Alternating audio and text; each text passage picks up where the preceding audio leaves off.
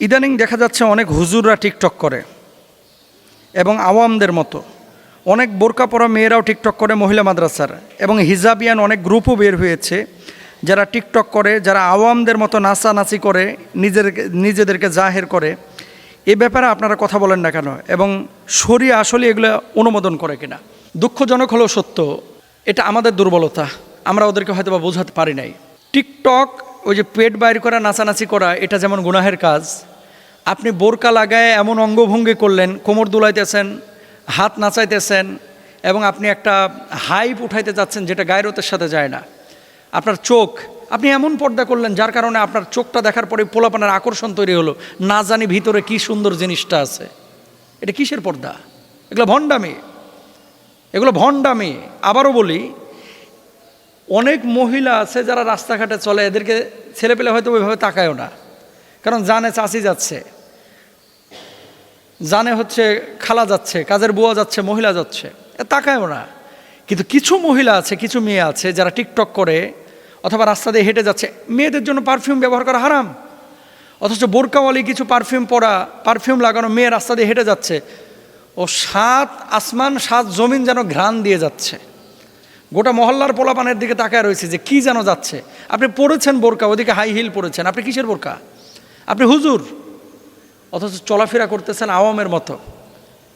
কেমন টুপিটা খুলে পাঞ্জাবিটা লাগায়া আপনি মানে নাচানাচি করতেছেন, আপনি মাদ্রাসার ভিতরে কোমর দুলায় দুলায় নাচতেছেন, আপনি উল্টাপাল্টা কাজ করতেছেন। এগুলো তো শরীয়ত অনুমোদন করে না। দেখেন, ওয়াল্লাযীনা হুম আনিল লাগওয়ি মুরিদুন।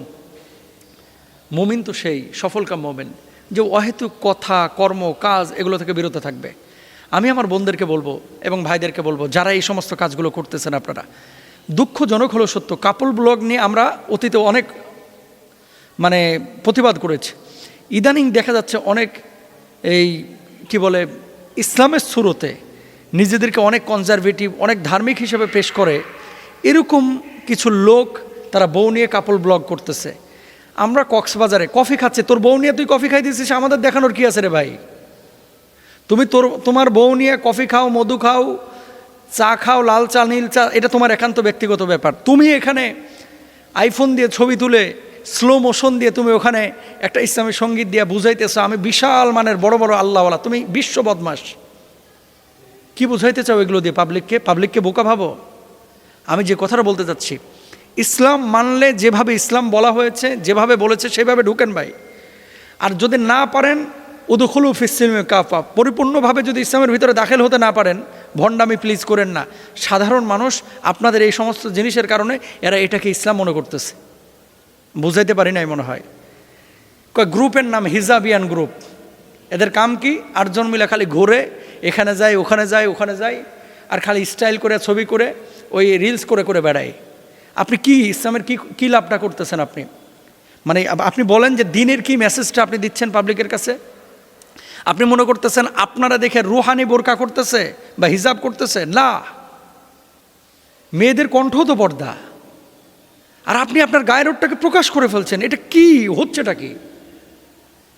আমাদের আয়েশা সিদ্দিকা রাদিয়াল্লাহু তাআলা আনহা সহ উম্মাহাতুল মুমিনিনদের যে সমস্ত আমাদের মায়েরা রয়েছেন, ওনারা রাস্তা দিয়ে যখন হেঁটে যেতেন, আল্লাহ তাআলা কি বিধান দিলেন? ওয়ালিয়াদরিবনা বিখুমরিহিন্না আলা জুজুবিহিন ওয়ালা ইউবদিনা যিনাতাহুন।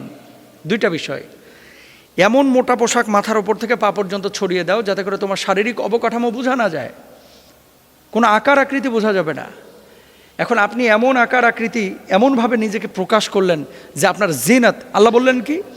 তোমরা জাহিলি যুগের মতো তোমাদের সৌন্দর্য প্রকাশ করো না। আপনি বারবার হাত দেখাচ্ছেন, আপনার চোখটাকে একেবারে হরিণের মতো করে রাখছেন, পুরো মুখে বোরকার নিচে আপনি মেকআপ করে রাখছেন, এখানে বোরকা পরতেছেন, ওখানে যে আপনি বোরকা খুলে ফেলছেন বিয়ে বাড়ি থেকে। এই ঘোড়ার ডিমের এই বোরকার কী লাভ আছে? এটা পর্দা না, এটা তামাশা। কষ্ট নিয়েন না প্লিজ, আপনাদের হিতাকাঙ্ক্ষী হিসাবেই বললাম, কারণ আলেমরা তো এই জাতির, আমরা অত বড় আলেম না, কিন্তু সতর্ক করার জন্য যতটুকু এলেম দরকার আল্লাহ তো মোটামুটি দিয়েছেন। আপনারা ভুল পথে আছেন। আপনাদের কাছে উদাত্ত চিত্তে আহ্বান করছি, পর্দা করলে পর্দার মতো পর্দা করেন, আর না করলে এই ধরনের পর্দার নামে সমাজের মধ্যে ভুল মেসেজ ছড়ানো, এটা আপনাদের অধিকার কেউ দেয় নাই। হুজুরদেরকেও বলছি, সাধারণ মানুষকেও বলছি, এবং ওই হিজাবিয়ান বিভিন্ন গ্রুপকেও বলছি, প্লিজ আপনারা এখানে থামেন, আল্লাহ তাআলা বুঝদান করুক।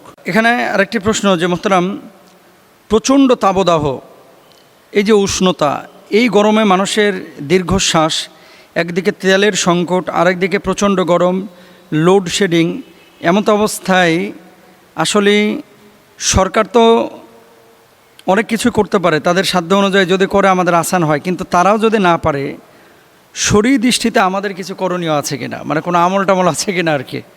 এখন দেখেন, নবীজি সাল্লাল্লাহু আলাইহি ওয়াসাল্লাম একটা হাদিস আছে বুখারীর, যে ইদাস্তাদ্দাল হাররু ফাআবরিদু বিসসালাহ, যখন উষ্ণতা বেড়ে যায় তখন তোমরা এই যে ধরে নেবা যে এই উষ্ণতা আসছে জাহান্নামের আগুন থেকে, এবং নামাজটা আদায় করো একটু শীতল হয়ে যাওয়ার পরে। জোহরের নামাজ এই জন্য গরমকালে একটু দেরিতে পড়তে বলা হয়েছে, আর শীতকালে কিন্তু একটু এগিয়ে নিয়ে আসা হয়েছে। এই উষ্ণতা বা গরমটা আসে কোথা থেকে? এই উষ্ণতা বা গরম আসে হচ্ছে নবীজি সাল্লাল্লাহু আলাইহি ওয়াসাল্লাম হাদিস, জাহান্নামের মূলত নিঃশ্বাস দুইটা, জাহান্নামের নিঃশ্বাস দুইটা। একটা নিঃশ্বাস হচ্ছে সে গরমকালে ছাড়ে, তখন এই সারা পৃথিবীতেই যে সমস্ত অঞ্চলে উষ্ণতা দেখা যায়, জাহান্নামের উষ্ণ নিঃশ্বাসটা সেদিকে চলে যায়। আর শীত মানে ঠান্ডা নিঃশ্বাস যখন জাহান্নাম ছাড়ে, পৃথিবীর যে সমস্ত অঞ্চলে ঠান্ডা নিঃশ্বাস পড়ে সেগুলো ঠান্ডা হয়ে যায়। এটা আমার কথা না, আল্লাহর হাবিব সাল্লাল্লাহু আলাইহি ওয়াসাল্লামের কথা। এখন কথা হচ্ছে আমাদের করণীয় কি?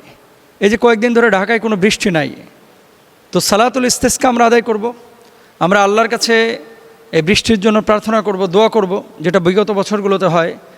আল্লাহর কাছে বলবো আল্লাহুম্মা সাইবান নাফিয়া, আল্লাহুম্মা হাওয়ালাইনা ওয়ালা আলাইনা, এভাবে আমরা দোয়া করবো ইনশাআল্লাহ। আল্লাহকে বলবো যে আল্লাহ এমন বৃষ্টি দাও, বৃষ্টি দিয়ে এমন বারাকার দরওয়াজা উন্মুক্ত করো, যেই বারাকার কারণে আমাদের পৃথিবীর মানুষ শান্তি পায়।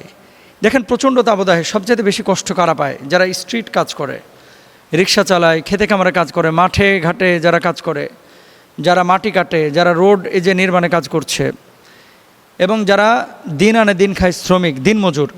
এখন আপনার বাড়িতে এসি আছে, আরেকজনের বাসায় ফ্যান নাই, আপনি তাকে একটা ফ্যান দিয়ে সহযোগিতা করেন। বাড়িতে যাদের সামর্থ্য আছে টিউবওয়েলগুলো উন্মুক্ত করে দেন পাশের মানুষের জন্য। শীতল পানি রাস্তায় বিতরণ করেন, শরবত বিতরণ করেন। রমজান মাসে আপনারা লাখ লাখ টাকা দান করেন। এই যে গরমকালে মানে সওয়াব উপার্জনের একটা মানে দারুণ মাধ্যম হচ্ছে এই উষ্ণতা। তাহলে আমরা অসহায়দের প্রতি একটু নজর রাখবো ইনশাল্লাহ। আর জাহান্নাম থেকে যেহেতু নিঃশ্বাস আসে, এই জাহান্নামের নিঃশ্বাস দূর করার জন্য কি করতে হবে? আল্লাহর কাছে তওবা ইস্তেগফার করতে হবে, ক্ষমা চাইতে হবে, নাম্বার 1। 2 নাম্বার, নামাজের সংখ্যা বাড়াইতে হবে, মানে নফল ইবাদতের সংখ্যা। 3 নাম্বার, মনে রাখবেন আফদালুস সাদাকাতি সাকিউল মাহ, সর্বোত্তম সাদাকা হচ্ছে মানুষকে পানি পান করানো।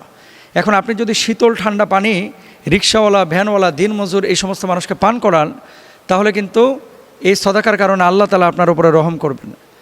মনে রাখবেন, আল্লাহর হাবিব সাল্লাল্লাহু আলাইহি ওয়াসাল্লাম আরেকটি হাদিস হচ্ছে, ওয়ালাম ইয়ামনাহু যাকাত আমওয়ালিহিম ইল্লা মুনিআল কতরা মিনাস সামা। নবীজি সাল্লাল্লাহু আলাইহি ওয়াসাল্লামের হাদিস হচ্ছে যে আল্লাহ তাআলা যাকাত ঠিকমতো আদায় না করার কারণে অনেক সময় বৃষ্টি বন্ধ করে দেন।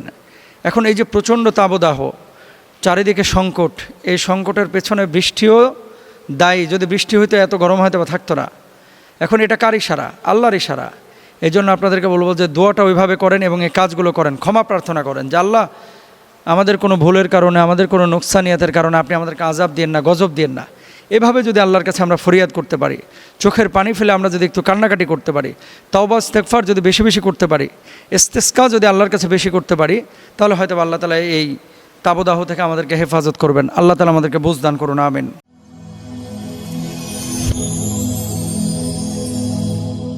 Rose TV 24. Enjoy by listening to the Holy Quran.